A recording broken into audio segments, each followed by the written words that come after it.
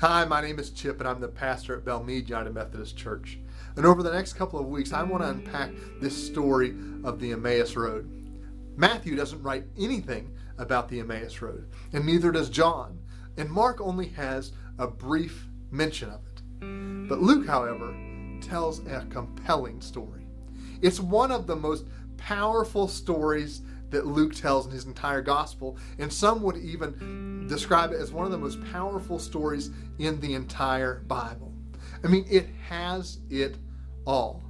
It has two characters walking away in despair, and they encounter this mysterious figure who happens to be the same person that they are looking for, and he's revealed in a dramatic way. Who wouldn't love this story? Ultimately, the story of the Emmaus Road is a story of encountering Jesus on the lonely road. I mean, Jesus represented for his followers all of their hopes and their dreams. They had hopes that he was the coming Messiah who would redeem them.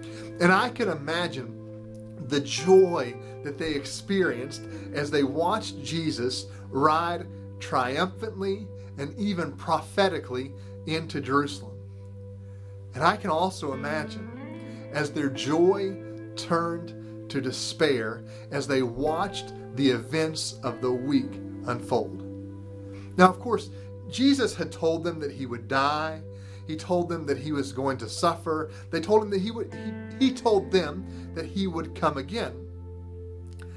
But as they say, hindsight is 20/20. And so these two disciples, one named and one unnamed, are walking away. They're walking away from Jerusalem that represented all of their hopes and their dreams, and they're walking towards Emmaus, which represents the despair that they feel. They had pinned everything on Jesus, and in their despair, something unexpected happens. Jesus comes alongside them. Now, they don't know that it's Jesus, but they encounter Jesus anyway. And Jesus listens to them. He listens to them in their frustration. Jesus listens to them in their despair. Jesus listens to them in their fear. And he listens to them in their anger. Jesus listens. I know some of you know what it means to walk down a lonely road. There are times of difficulty. We're walking down those lonely roads. They're not times of ease. And maybe your lonely road has come because of a job that you had invested everything into. And all of a sudden it disappears in an instant. Maybe you were in a relationship that defined who you are.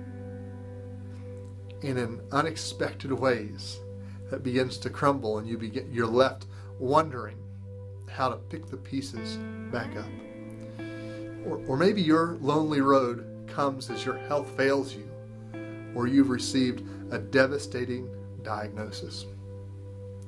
Friends, if that's you, if you have found yourself walking down a lonely road, or you find yourself walking down a lonely road right now, I have good news for you. Because it's on that lonely road that we can encounter Jesus.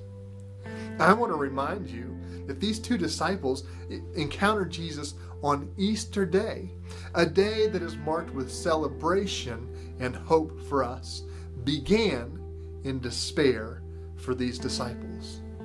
But their journey of despair from Jerusalem to Emmaus quickly turns into a journey of hope. It's oftentimes on these lonely roads that we can encounter Jesus. It's in our darkest hour that Jesus shows up in unexpected ways for us. And so no matter what we're experiencing, no matter the lonely road that we may be walking down, we can have an encounter with Jesus Christ.